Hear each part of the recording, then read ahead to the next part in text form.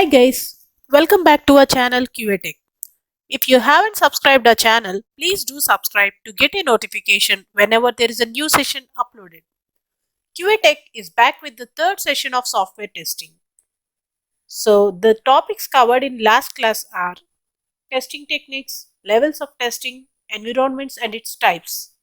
If you want to go through those topics, once again please go through the link provided in the description. So without no delay, let's move on to the topics going to be covered in today's session. So today's agenda is software process development model. So this particular software process development model I will be covering up in two sessions.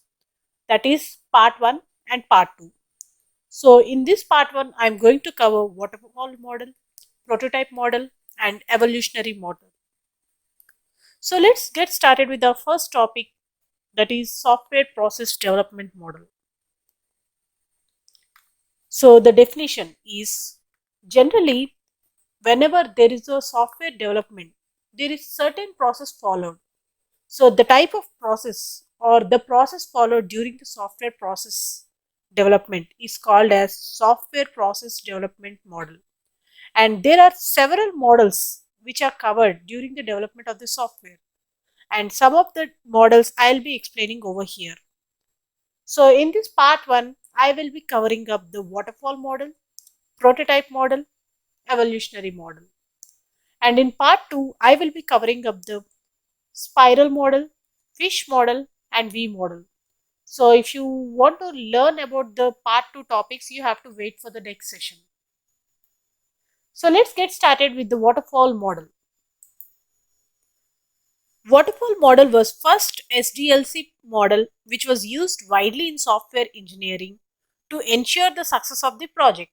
It is divided into various phases.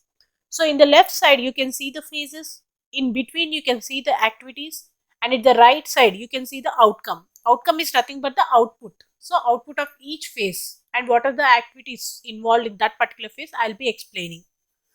So let's start with initial phase. So as in the last session I have explained about the SDLC process. By now you should be aware of all the phases of the SDLC model. So once again, let's see how SDLC goes in waterfall model. So initial phase is nothing but requirements gathering.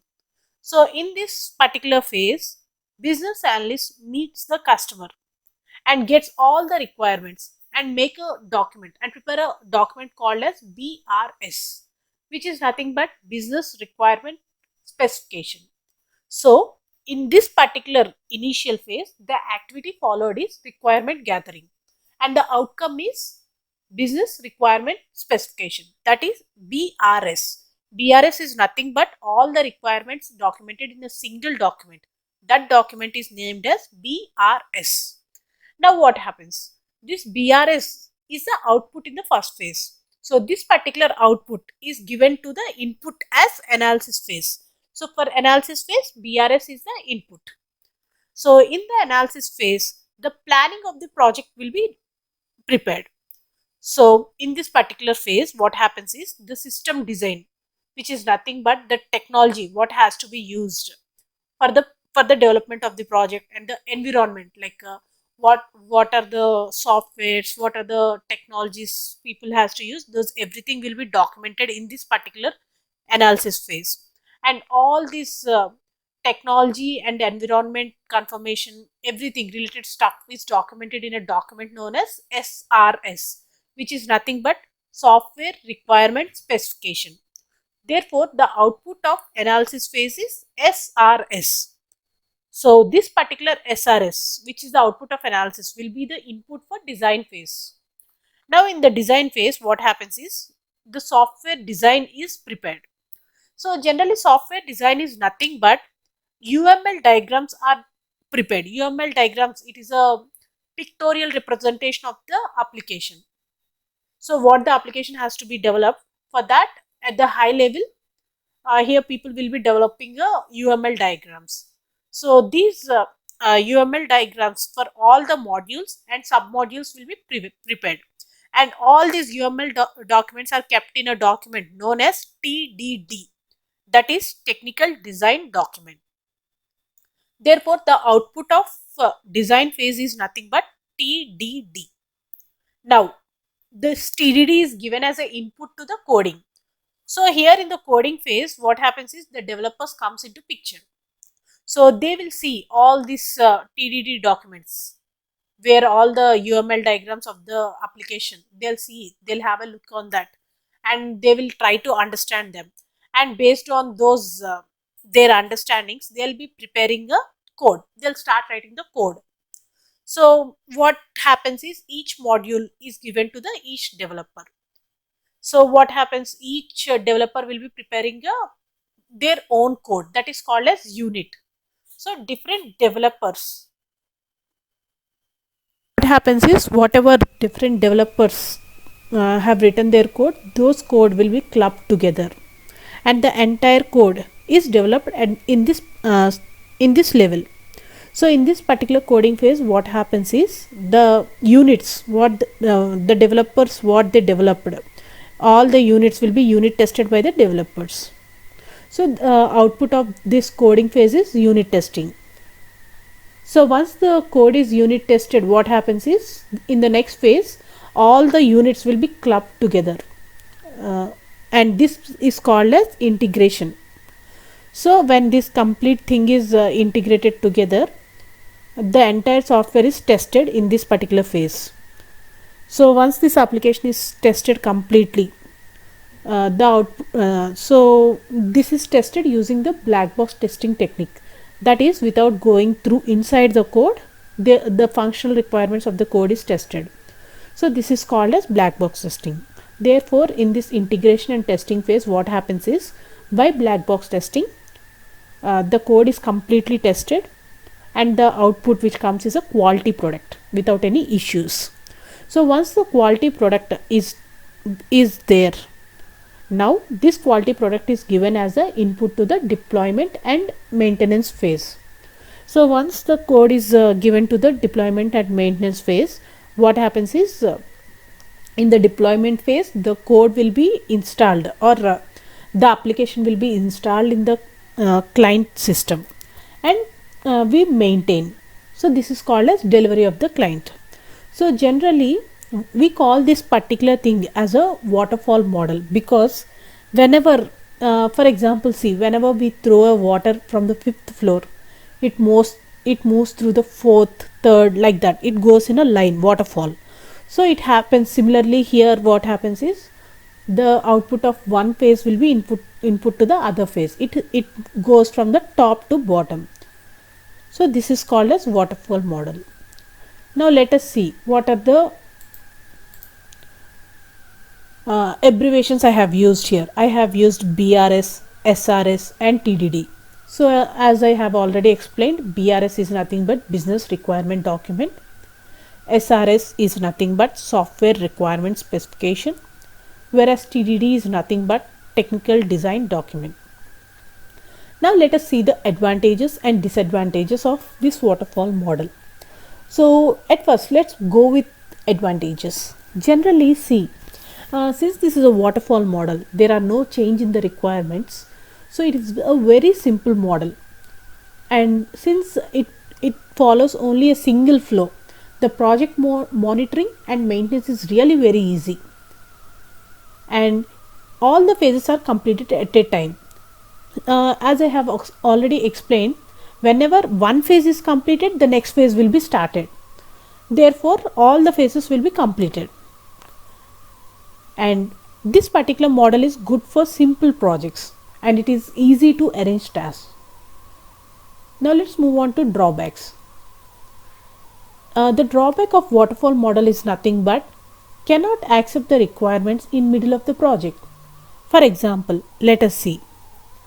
Suppose I have completed, I have gone through the initial phase, analysis phase, design phase and coding phase. In the coding phase, suppose if I get any requirements, here the developer will be given with the TDD document. Here the output of design document is nothing but TDD document. This TDD document will be given to the coding phase, that is to the developer. Suppose if any requirement is added in this phase, Again we have to start with initial phase, analysis phase and design phase. Therefore in the waterfall model it goes in a single line. Again it will not jump back. So that's the reason we cannot accept the requirements in middle of the project for the waterfall model. And in this particular model we have high amounts of risks and uncertainty, and it is not a good model for complex and object oriented projects. Suppose complex projects, like there is a very big project, and suppose if they choose waterfall model for this particular project, the application goes on developing, and in the coding phase customer identifies that he want one particular requirement. Because it is a complex, based on the output, customer felt that he require one more requirement. So in the waterfall model it is really highly difficult to add that. Therefore it is not a good model for complex and object oriented projects, and it is a poor model for long and ongoing projects. So this is all about waterfall model, its advantages and disadvantages. Now the second model in software development is prototype model. So in this particular model, what happens is initial requirements. In the initial phase, all the requirements are gathered from the customer, and based on the requirements, a design is prepared. So based on this design, a prototype, which like prototyping is nothing but it's a document containing all the requirements. So based on this design, a prototyping is prepared, and this prototyping is provided to the customer for evaluation. What happens? Customer will review. The next phase is review and updation. So customer will review and update. If there is any updations in the document, customer is not happy with this particular document, what he'll do is he'll review and update the document. So once again, with the updated requirements, we'll prepare a design. Based on this design, again we'll prepare a prototype. So this particular cycle continues. Here you can see the arrow, like the cycle, this continuous cycle, this particular cycle continues until the customer is happy with all the requirements. So once the customer evaluation, he don't get any complaints, then, or the customer is satisfied, then the development starts. So until the development gets started, you can do whatever. Customer can change whatever requirements he want, he can change. So once the customer is satisfied with that particular document, the development teams comes into the picture. They'll start developing the application. So once the application is developed, once again the same phases, testing and maintenance. So once it is developed, testing team will test the application, then it is deployed and maintained.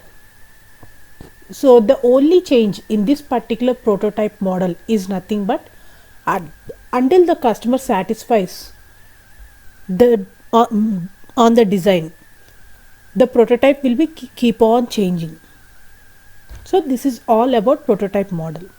Now let's go with advantages and disadvantages of prototype model. So the advantage is, whenever the requirements are not clear, this is the best suited model.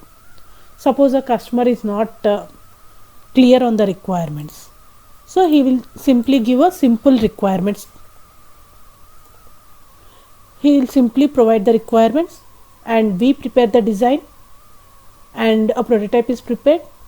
Then when it is sent to the customer evaluation, suppose he get the requirements now, he'll update the document accordingly. Therefore, whenever the requirements are not clear, this is the best suited model. And the drawbacks is, this is not a complete model. It is slightly time consuming model. Prototypes need to be built on company's cost. Consumer may limit his requirements by sticking to the prototype. Now let's move on to the evolutionary model. Evolutionary model. Evolutionary model is nothing but it is a combination of iterative and incremental model. So in this particular model, what happens is, in the initial phase, that is nothing but requirements documenting phase. All the requirements are gathered. So once all the requirements are gathered, it is given to the development. So once the development is done, it is sent to the an application is prepared, and this particular application is sent to the user validation. That is, this particular application, whatever has been developed by the company, will be sent to the customer. Customer will have a look at the application. Suppose customer accepts the application, they will take the application, will give a demo to the client. Suppose if customer is not happy with the application, at this particular phase he will be given a feedback with new requirements. So customer will give a feedback, and he'll by providing a new requirements. So once again these new requirements will be considered and an application is developed. Once the application is developed, once again sent to the user validation, and once it is accepted, it will once again the same cycle repeats. So this is nothing but evolutionary model. Now let's see the advantages and disadvantages of evolutionary model. Whenever the customer gives new requirements in installments, then this is the best suitable model. And drawbacks are, deadlines are not clearly defined. Since the requirements are not static, we cannot identify the deadlines, and it is a time consuming model because we don't know the exact requirements. Therefore, we can't anticipate the time, and it is a costly model. It is no transparency in this particular model, and project monitoring and maintenance is difficult. So this is all about the evolution. So guys, this is all about the three models, that is waterfall model, prototype model and evolutionary model. So the part 2 of software process development model, that is spiral model, fish model and V model, I will be covering up in the session 4. So guys, thanks for your time and thanks for watching my session. Thank you. To become a software professional in testing, please do subscribe to our channel QA Tech and post your questions in the comment box. Thank you. Happy testing. Stay tuned to QA Tech channel. Let's meet in the next session.